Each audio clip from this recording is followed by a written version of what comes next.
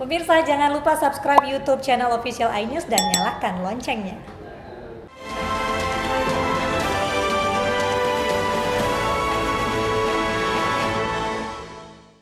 Anda masih bersama kami di iNews Siang. Pemirsa juga Wilson, kamu suka nabung uang koin atau uang receh nggak?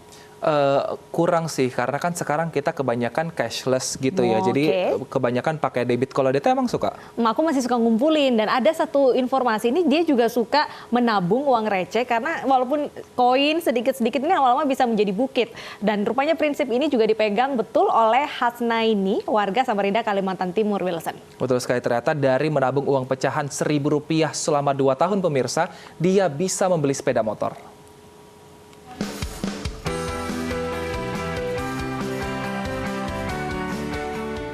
Waduh, banyak sekali. Hamparan keping uang logam pecahan Rp1.000 ini jumlahnya puluhan ribu dengan total nilai Rp31 juta. Uang ini dibayarkan oleh Hasnaini untuk pembelian sepeda motor idamannya. Ya, uang receh ini dikumpulkannya sejak 2 tahun lalu dari berjualan di toko kelontongnya. Uang kembalian juga sih, sama orang belanja di rumah saya kumpulkan. Itu awalnya dari 2019 sampai saat ini saya kumpulkan sedikit-sedikit. Itu rata-rata sehari nabung berapa, Bu? Ya sedapatnya aja sih, Pak. Kalau misalkan ada 5.000 ya saya tabung 5.000, ada 1.000 ya saya tabung 1.000. Ini kok bisa duitnya khusus seribuan aja? Iya, memang saya pilih yang 1.000-an aja. Uang koin pun itu bisa menjadikan sebagai wujud kita untuk membeli cita-cita kita, misalnya impian kita lah, pengen beli motor pakai uang koin, kenapa enggak? Asal kita konsisten menabung. Uang apapun kita layani, tidak ada masalah. Nah, kalau Anda ingin membayar dengan uang receh, juga harus meniru Hasnaini. Jangan lupa membagi uang dalam jumlah tertentu agar tidak menyulitkan penjualnya ya. Dari Samarinda, Kalimantan Timur, Ben Prasetyo, iNews melaporkan. Pemirsa, seorang bayi di Brebes, Jawa Tengah menjadi perbincangan dan viral karena namanya yang tak lazim. Ya, orang tuanya ini memberi nama Dinas Komunikasi Informatika Statistik, pemirsa. Yuk kita langsung saja berkenalan dengan Dinko.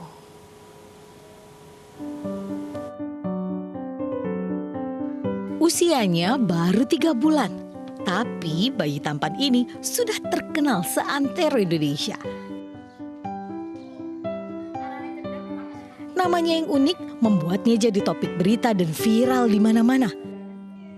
Bagaimana tidak, orang tuanya memberi nama Dinas Komunikasi Informatika Statistik.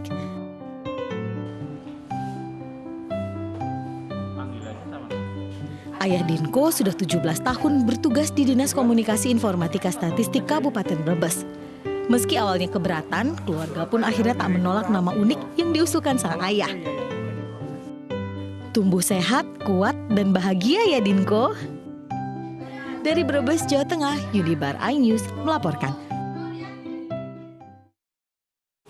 Ya, siapa tahu nanti bisa jadi Kepala Dinas Komunikasi dan Informatika ya. Kan nama tuh biasanya itu adalah salah satu harapan dari orang tuanya. Gimana kalau kita langsung saja ngobrol dengan Pak Slamet Wahyudi, ayah dari Dinko ya, panggilan gaulnya. Selamat siang Pak Slamet. Selamat siang Mbak. Baik, Pak Slamet, ada cerita apa antara Anda dengan Dinas Komunikasi ini sampai akhirnya nama anak Anda jadi Dinko? Kalau cerita panjang banget Mbak kalau diceritain, karena memang Dinkominfotik itu Dinas Komunikasi Informatika Statistik merupakan bagian dalam hidup saya selama ini. Selama saya bekerja dari 2003 sampai 2021, ini 18 tahun Mbak. Jadi kalau diceritain banyak banget ceritanya di situ, suka dukanya banyak banget. Jadi karena lama bekerja di Dinas Komunikasi ya? Iya, salah satunya itu. Terus waktu Anda punya ide ini, apakah istri tidak punya rekomendasi nama-nama lain atau langsung setuju aja? Kalau rekomendasi nama lain sih pastinya ada, karena ketika si anak lahir itu kita diskusi, kita mau kasih nama apa nih gitu kan. Tapi memang sebelumnya saya sempat punya keinginan atau bisa dibilang sebuah nadar gitu, kalau misalnya saya punya anak laki-laki, saya pengen banget menyematkan nama Dinas Komunikasi Informatika Statistik ini sebagai sejarah atau sebagai kenang-kenangan saya, Mbak. Baik. Nah, saat ini apa tanggapan keluarga dan juga tetangga nih mengingat nama anak Anda cukup unik dan dipanggilnya Dinko? Viral Pak Slamet, pula ya? Viral pula di media sosial. Kalau tanggapan tetangga sih biasa saja. Kadang mereka bertanya gitu, kenapa namanya itu gitu. Oke. Terus saya jelaskan seperti ini, oh ya sudah, seperti itu saja sih tanggapannya. Cuman kalau yang saya baca karena viral kemarin itu banyak komenan-komenan yang luar biasa bikin shock gitu. Oke, baik. Terima kasih atas informasinya Pak Slamet. Sehat terus untuk bayi mungkilnya dan juga sehat buat keluarga ya di sana.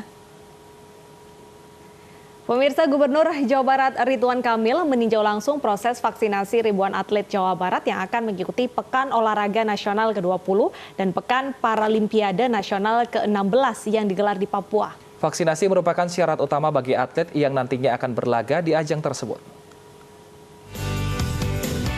Pemerintah Provinsi Jawa Barat menargetkan 1.431 atlet di Jawa Barat yang akan mengikuti PON ke-20 dan Perparnas ke-16 di Papua telah disuntik vaksin COVID-19. Vaksinasi massal para atlet dilakukan di Sport Jabar Arca Manik, Kota Bandung, Jawa Barat.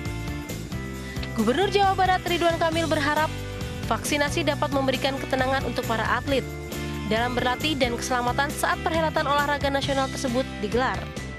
Pemerintah yang sudah dilakukan atau yang belum akan secepatnya juga kita proses agar persiapan ini maksimal. Nah, salah satu yang harus kita pastikan tidak ada satupun atlet di Jawa Barat yang terpapar atau berpotensi terpapar COVID. Dengan menjalani vaksinasi ini diharapkan para atlet Jawa Barat dapat mempertahankan juara umum setelah berhasil menjadi juara di PON 2016 Jawa Barat. Tim Liputan iNews melaporkan. Mudik Lebaran dilarang, warga justru ramai-ramai pulang ke kampung halaman lebih awal. Ya, tetaplah bersama kami untuk informasi selengkapnya.